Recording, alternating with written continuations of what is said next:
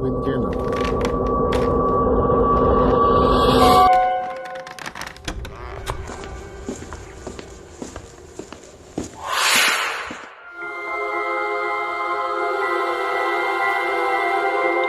This happened at a friend's house a couple of years ago. It was the first time she'd thrown a big party like this for Halloween. A couple of my friends and I ended up staying the night there, because no one was in any shape or mood to drive home at 2 in the morning. We crashed in her living room. The house was small and it only had one floor. The living room was to the right of the front door. It had lots of windows, and there was a pond out in front. Everything else is an empty field. Adjacent to the living room was the dining room and kitchen. To the left of that, you've got your classic creepy hallway, complete with dusty old mirror at the end of it.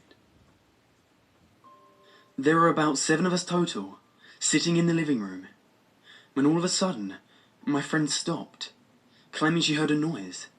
So she and another guest went down the hall to have a look as the rest of us continued to doze off. That was until they came running out, shutting the curtains and turning off as many lights as they could. They urged us to do the same. We shut all the curtains and turned off every light in the house, save for a couple of flashlights. That's when our hostess started handing out steak and butcher knives for protection. At this point, the rest of us just wanted to know what the fuck got them so upset. Apparently, they'd gotten halfway down the hallway when one of them noticed a movement in the corner of their eye. She looked into the office, which was the first door on the right, which faced the front of the house. And there was a handprint on the window. This would only seem a little odd, but the handprint was on the outside of the window and hadn't been there before. Mind you, this was a small house. We were partying all over the place. Someone had to have been outside in the last 10 or 20 minutes to make it. The only other problem was the window in question was elevated 2 meters from the floor. As far as I'm concerned, no one at the party was 2.5 meters tall.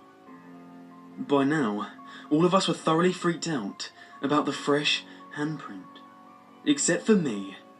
Me, being oddly disinterested in freaky shit, went outside to see the handprint. That's when I realised just how tall you actually had to be to make a handprint at the top of the window like that. I figured that no one else had noticed yet, so I thought it was best not to tell them. Besides, scaring people who are holding steak knives is a stupid idea. I went back in to check on everyone. They'd considered calling the police, but the house wasn't made with a working landline, causing the reception to go to shit.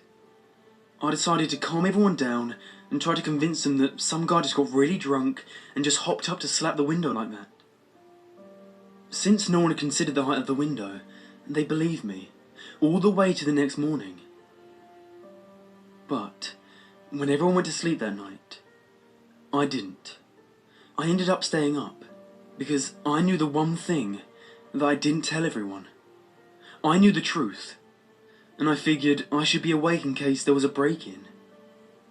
I had to use the bathroom early that night, and I found a similar handprint on the bathroom window, which happened to be at least 1/2 meter higher than the one the others had found. And when I walked outside, I realised that half the windows on the front of the house had handprints. But to this day, I think I'm the only one who knows that. And to this day, I still don't know whose handprints they were.